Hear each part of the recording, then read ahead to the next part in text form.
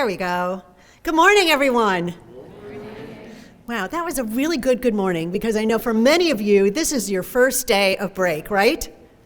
Yeah, and still you got up, Chris too. You got up early when you could have slept in, and you came down here, and we are absolutely thrilled to have you. So welcome home. Some of you go to school elsewhere, you're home here in Cleveland.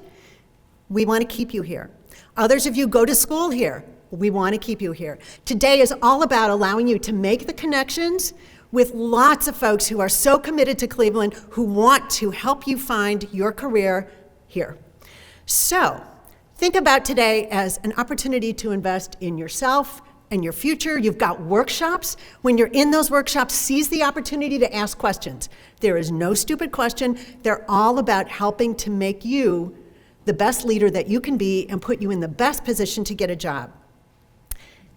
We'll have lunch with leaders. Again, ask those folks at your table, how'd you make your career decision? What's the hardest thing that you're doing in your job? And if there's someone who's not at your table, let us know. We'll make sure that you're introduced to them. You should leave here today with names, with business cards, with phone numbers, with emails.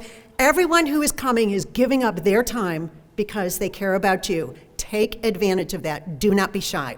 So we're thrilled to see you today, and we also hope we're going to get to see you this summer in a program that we have called Campus Cleveland, where we have interns that we help them to experience Cleveland during the course of the summer. So after you secure your internship this afternoon, you'll work with us and we'll get you all set for Campus Cleveland. Before I introduce our county executive, there are a couple people who were so instrumental in making today happen, and I want to recognize them. First, Nicole Canatano from our Cleveland Leadership Center team, who's here. Stand up, get applause. And Kara Carter. I don't know if Kara is in the room or not. She's checking employers in downstairs. So if you see her, tell her thank you. She's got a Cleveland t-shirt on and a blazer. So I know that you all want to hear from Chris Ronayne. Chris Ronayne went to Miami. How many Miami folks do we have here in the room? Awesome. And got his graduate degree from Cleveland State. How many Cleveland State folks do we have in the room? Awesome. Chris, you got a lot of alumni friends here. He began his career in Cuyahoga County with the County Planning Commission. He then transitioned and was the campaign manager for Mayor Jane Campbell. He served as the planning director for the city of Cleveland, and he oversaw the development of the Euclid Corridor. It did not look then like it looks today, as well as the Lakefront Plan. He ultimately became chief of staff for the city of Cleveland, where he was the point person for 5,000 city employees. He then transitioned for 16 years, where he served as the leader for University Circle, Inc. Again, when he took the helm there 16 years ago, it was not the vibrant and thriving community that you know today, with residences and retail, in addition to the strong anchor institutions that exist. He totally transformed that area. He knew that he could do more, and he still wanted to serve. If you think about his career, every step was increased service, giving back to the people of Northeast Ohio.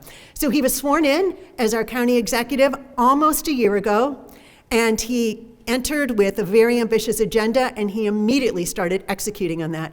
If you stay in touch with the news here, every day you can see some mark that Chris and his team are making on improving Cuyahoga County. He lives in Edgewater, and this job takes up an incredible amount of time, but prior to this, he was always found on the ice coaching hockey for his 2 children. That's his love. So welcome, Chris Ronayne.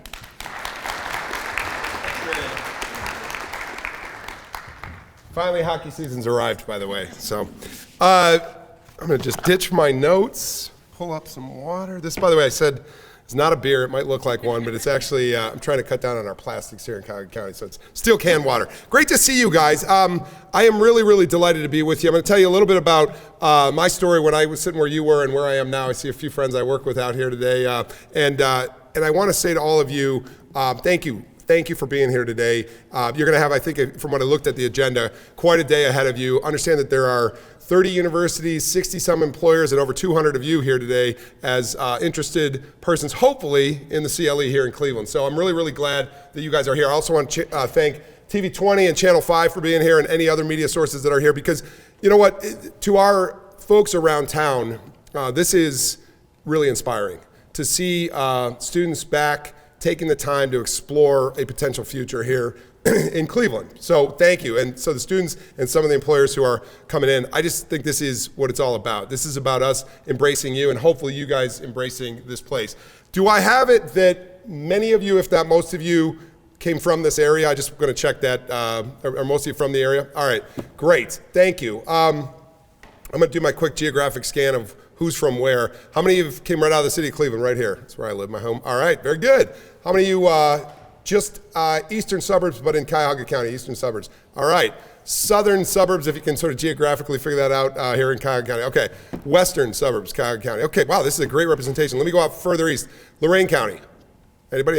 Hey, thank you. Lake County. Medina. Geauga. Portage. Ashtabula. All right. Summit. Akron. All right. Now, who'd I forget? Yell it out. Anybody? From anywhere I missed? All right, I got a friend from Liberia here. Welcome, Faustina. He's a friend of mine who worked and graduated from this university and came up to work with us at Cuyahoga County. Audrey Buchholz as well. We just want to introduce Audrey and her story, and then I want to get to a little bit about what we're hopeful. Well, you're a great success. You're a Mid-Park High School graduate, came through a program I was at University Circle, interned with us 2 years out in a place that, as Marianne said, was really a place that needed to grow, in that education, medical arts, and cultural campus. A lot of you will work there. Whether you work at one of our hospitals, our universities, our nonprofits, or others, a lot of you will work there. A lot of you will work here downtown. She worked there, doubled down on Cleveland, ended up working also for City of Lakewood. What else was in the portfolio before that? Cleveland Hearing and Speech Center, and then us at Cuyahoga County. So once you take flight in a place like this Northeast Ohio region, I think you may not always work in the same job as maybe our parents or grandparents did for the next 40 years. The likelihood is you're going to move around a bit. But why I want to bring that up is once you sort of hook your star to a place, you'll find a world of opportunities in a place like Cleveland. Place really matters. I do this survey with high school students, so I'm going to do this with you, and I want you to be honest about it real quick. How many of you think you'll probably be somewhere else than Cleveland after graduation? All right. And how many of you would like or think you'll be back in Cleveland area? All right, it's about 50-50. You know what? It's great. It's great both ways. Go out and see the world and bring your talents back home if you can. If you hook up an opportunity here in the near future and just, you'll be that much further ahead in this place. But I think both matter. Going out and seeing places, bringing new ideas to the forefront, and coming back to Cleveland because it's a place you care about. Yes, I'm going to try to sell you a little bit on the Cleveland area, and you're going to have a whole opportunity to talk to people all afternoon about it. I'm going to tell you a little bit about my story because it does relate to this. But there's no opportunity like a job, right? A job will connect you quickly to a place. But I would say to all of you, be choosy about that place. My personal story, as Marianne referenced, and thank you to the Leadership Center for hosting this today, all you guys do in town to really make the bridges happen, to bring people back to this place, and the whole team that has organized this today. So I was a person who didn't have this opportunity. It just didn't exist when I was graduating from high school and moving into college and coming home on the breaks. I was joking with some folks over at the Cleveland Browns yesterday. How about that game? Anybody? All right, yeah, we'll take it. Whether you are or not a Browns fan, whether you care about football or not, Mondays are always a little better after a win. But I was literally joking with folks because on days like this, my job was to roll tarps in Berea because the Browns used to practice outdoors in between the games, and that was my job. It was like rolling that snowball up the hill. I didn't know what I was going to do. I was a landscaper one season. I worked at a copy shop down the street from here in another season. And, there wasn't this kind of network that glues you quickly to the Cleveland agenda. So thank you, the Leadership Center that has emerged through all of its affiliate programs to provide an opportunity like you guys have today. So what did I do? I was somewhat of a struggling undergrad student. I'll just say it to you guys. I wasn't sure what I wanted to do. I was on a track to study business, and it was a good program I was in, but I just wasn't feeling any one particular part of it.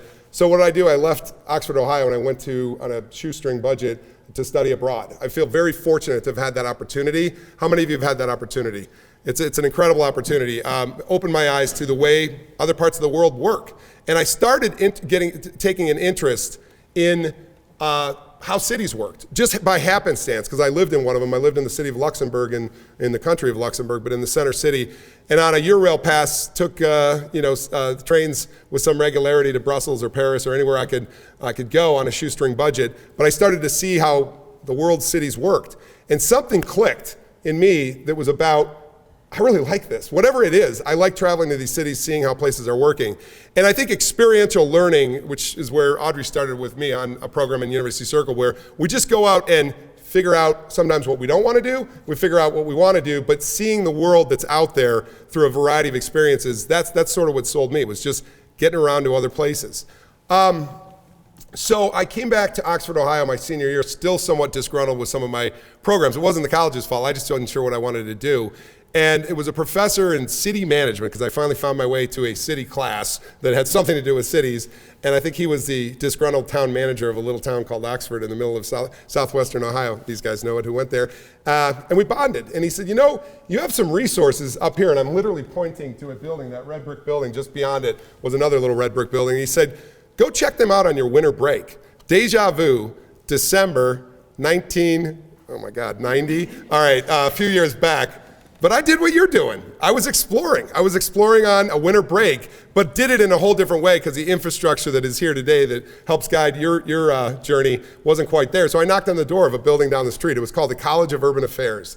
And I was lucky to have somebody literally open the door when classes had already been out, but the professors were still there. And she said, come meet some people. And that was a woman named Roberta Steinbacher.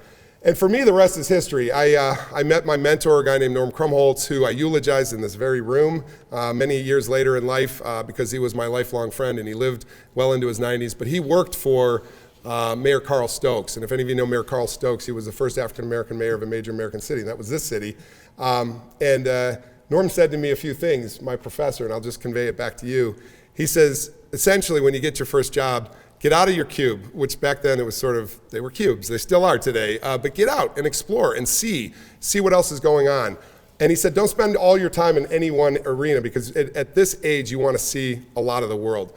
The other thing that I had a chance to do, for those who are students of history of this town, I had a chance, because I was also modestly interested in the political process, which is partly why I'm here, merging city interests and politics. When I was ultimately accepted into this graduate program, first of all, I want to tell you guys that the in-between, I'll come back to this, the in-between, and thanks for the personal indulgence, because I think I was you. I think you are me. I think we are together, just a generation removed. In between, I just got a job. I just went out and got a job, wanted to get out from under my parents' rooftop, and I wanted to go pay my own bills and live my own life and live in my own apartment. And I got a job in sales just north of Philadelphia. Sales wasn't exactly my calling, although it's always in probably all of us in some way, shape, or form. But I worked 2 years in northern Philadelphia, spent a lot of time logically on the weekends when you're 21, 22 years old in Philadelphia and in New York City. And that buzz of interest of cities kept growing in me. But my first job was something I knew I wasn't necessarily going to do. But it was a pathway to just get started, but I had my eye on Cleveland. And over time, as great as it was visiting the cities of New York and Philly and Boston and anywhere I could get to on a weekend, over time, I was actually getting sort of homesick for this place. It was just my learned, lived experience coming through high school here and missing it a lot. And I ultimately came back to it. And the pathway back was knocking on that door on a December day like this at the college down the street and saying, hey, what about this place? And then a year and a half later, enrolling into the graduate program. Fast forward to the professor that I eulogized in this room and those who he used to bring into his classes. Cleveland State itself is really good on something they call engaged learning, experiential learning about the world, using places as your laboratories to learn your trade. That doesn't work for everybody. If you're an accountant, you've got to learn accounting by the books, right? You've got to get your ultimately onto your certifications in accounting. Same with law and other things. But even with professions that have a very specific discipline, bioscience, medicine, whatever it is, you're still going to be learning a lot about the world around you, and you're still going to be learning how relevant that is to your career. So my point is every day is a learning opportunity, every place is a learning opportunity, and place matters.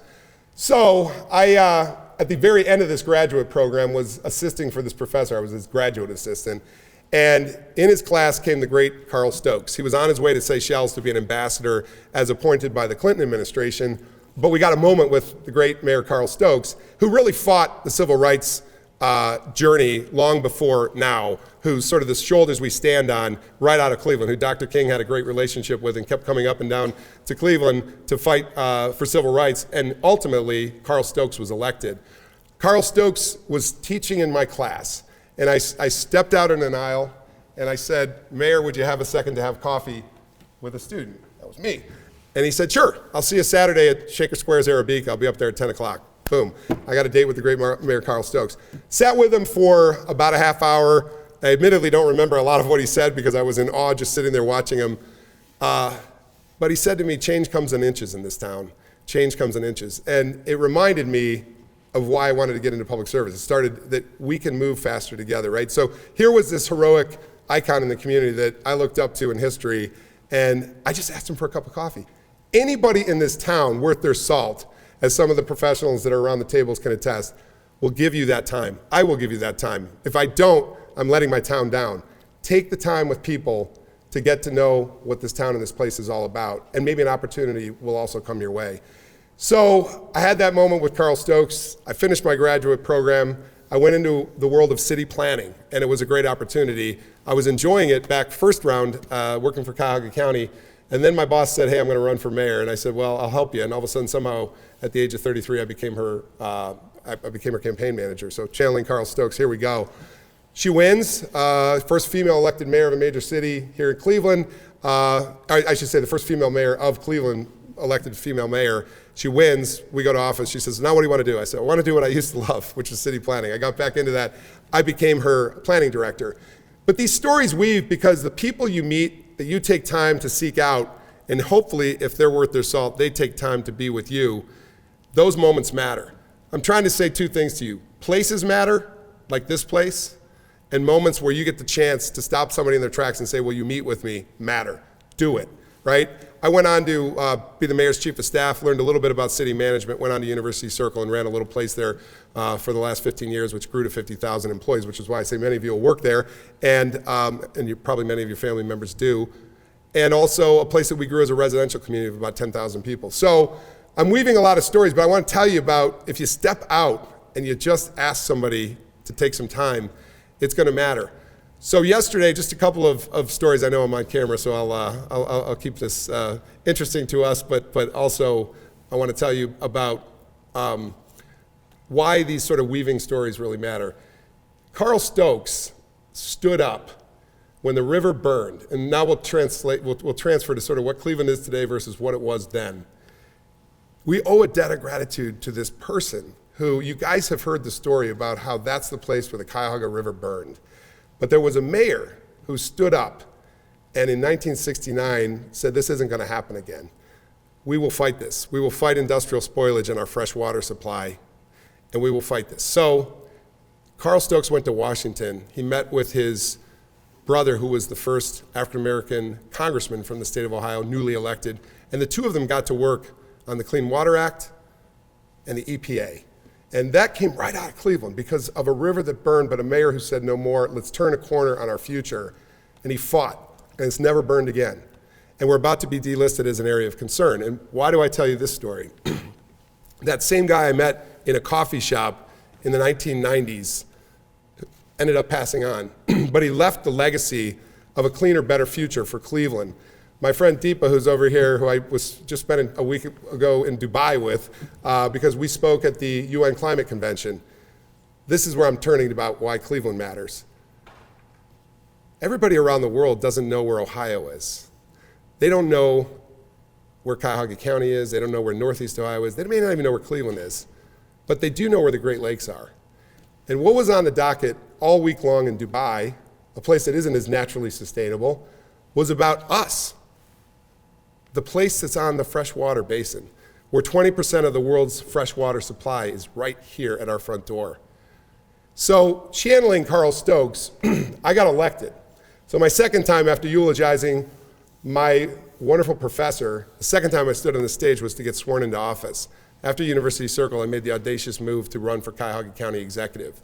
I ran on the idea that this can be the healthiest community in the nation, obviously because of those anchors that represent our hospitals, from the clinic to UH, Veterans Administration Hospital, and Metro Hospital.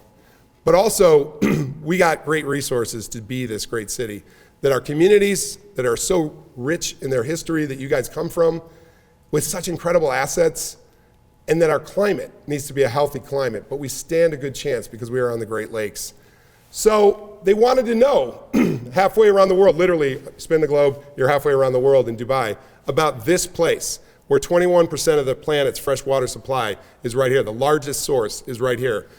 And we have an obligation to be the great stewards of that place. So let me peel back quickly as I see a little bit of time fleeting on us about this city. This is a city that punches above its weight. It is a city that relies on history to punch above its weight. It is a city where on this street, Euclid Avenue, once resided the largest concentration of millionaires in America when we were the 5th largest city in the country. We were 5th behind New York, Philadelphia, Chicago. I gotta think about the 5th, but the 4th. So we were a city, a top 5 city. We're now about the 50th largest city in the country. But we're a city that's a mid-sized city with big city assets because the legacy of wealth that created institutions like the Cleveland Foundation and the Gund Foundation, that legacy endowed the Cleveland Museum of Art and the Cleveland Museum of Natural History and Severance Hall and Playhouse Square. You name it. It happened here because this big city endowed it. It's interesting, having been in Dubai, they're building a city out of sand that's an architect's dream and a planner's nightmare. If you ever get there, it's an incredible city. But they're out to best their own depletion of resources. In 80 years, they're not going to have any they're not going to have any fossil fuel, and they know it. So they quickly built a city. The only analogy I make back to Cleveland is John D. Rockefeller was the first billionaire in America. He did it through oil refinery, but the only analogy I made is we made money quick in the early 20th century. We built a big city with big city assets. And when people come to Cleveland, Ohio, the usual response is, who knew? Who knew? I didn't know that the 3rd best orchestra in the world is here. I didn't know that the largest concentration of theaters between here and New York is here. The 2nd largest in North America, next only to New York, is here. I didn't know that this was a place of 19 colleges within the 19 counties, like this one that turned 60 years old today, Cleveland State. Woo-hoo, go Vikes.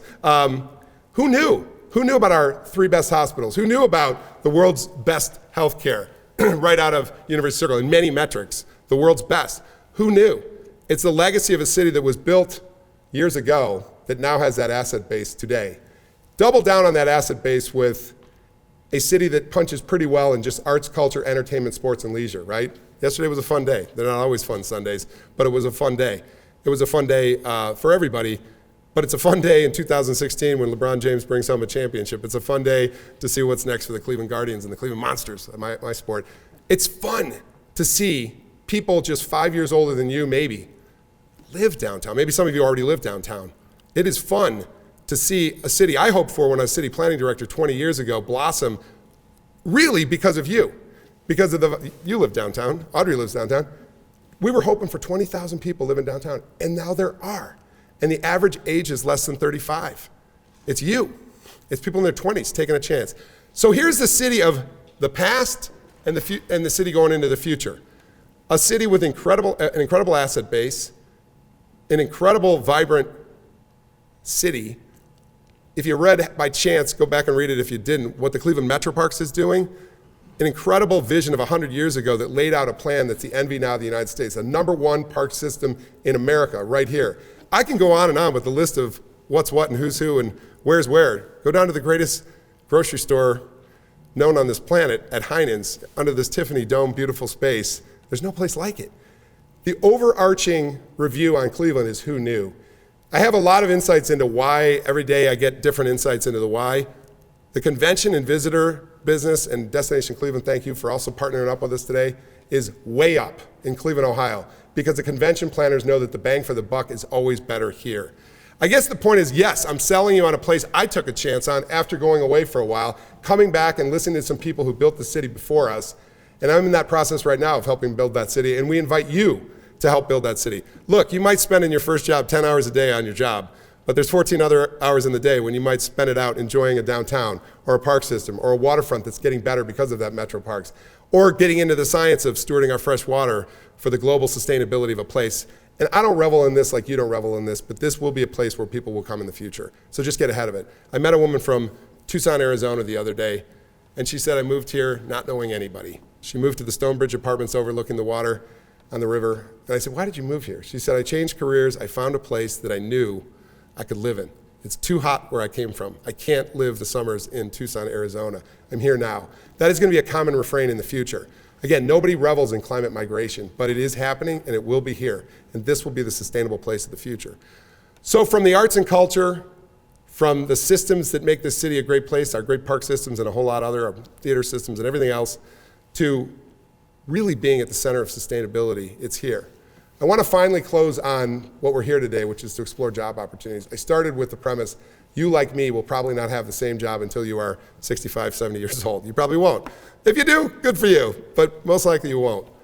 The base of jobs and the diversification of this economy is really like no other. It is a place, whether it's healthcare technology, whether it's real estate, whether it's law, whether it is government work, which is a noble profession, whether it is arts, culture, sports, leisure, nonprofits, foundations. There's an incredible diverse economy here. And it's manufacturing, it's advanced manufacturing. It's an incredible economy right here. You can find everything right here.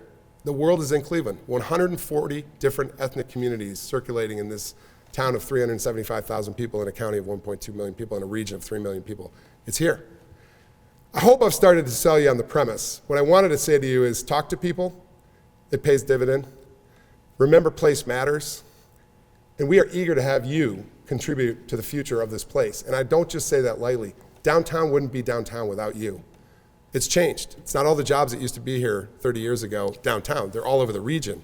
You find yourself reverse commuting sometimes from downtown. But it's residents like you who take a chance on this place. I do think the city of the future is right here. It is exciting to have a mayor who is 35, maybe 36 years old now. Tell him that, TV20, that I said that. It's exciting that Justin Bibb, who I've known since he was 21 years old, went back and forth to DC, studied in DC, studied at Case Western, went back to work for Gallup, came back, worked for Key Bank, and then one day he and I got together and we said, what are we going to do? He said, I'm running for mayor and I'm going to run for county exec, and we've been partners long before that, but ever since. It's a city of opportunity for young people in the future. Join us. Thank you, and I'll take questions. Thanks again.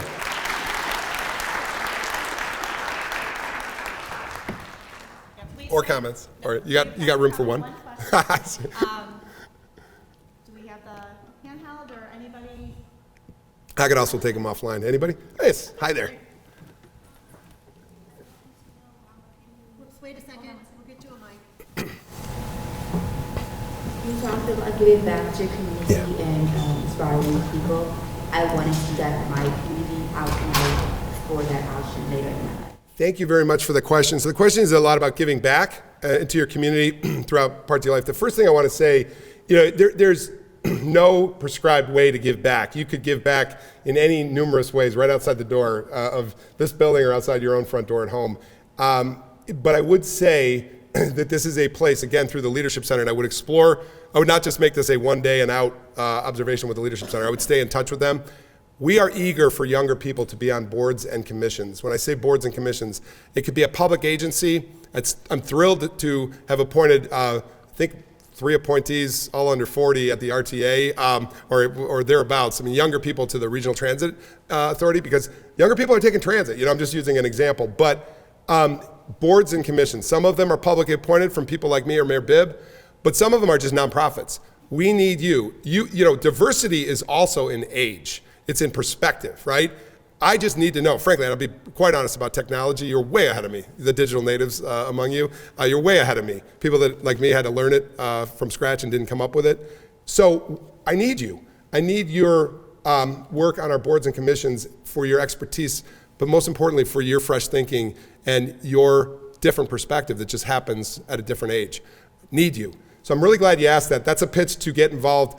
It could be a nonprofit board. It could be a publicly appointed board. I'm sure you could help them with those many boards that are available to younger folks. And then there's also many programs at the Leadership Center that start with things like bridge builders, and I think even earlier, like we are today. But you guys, I would encourage you to be a part of that. This is a town that networks, but it is a town where if you call, I'm just going to say it, a billionaire in this town. There aren't many of them, but if you call somebody like Mr. Ratner, he will give you time. He's 94 years old, and he used to own the Terminal Tower. He wants young people to succeed. It's a town where people will pick up your call and talk with you. So about those opportunities, thanks for asking the question. Do get involved. I mean, there's a myriad of ways in your own community to get involved too on a million causes. Thank you. I could go all day, but you can't. So thanks for the time. Appreciate you guys, and go Cleveland. I'll be up here if you need to catch up. So thanks again. Thanks for coming home. I hope you stay home eventually. Thanks.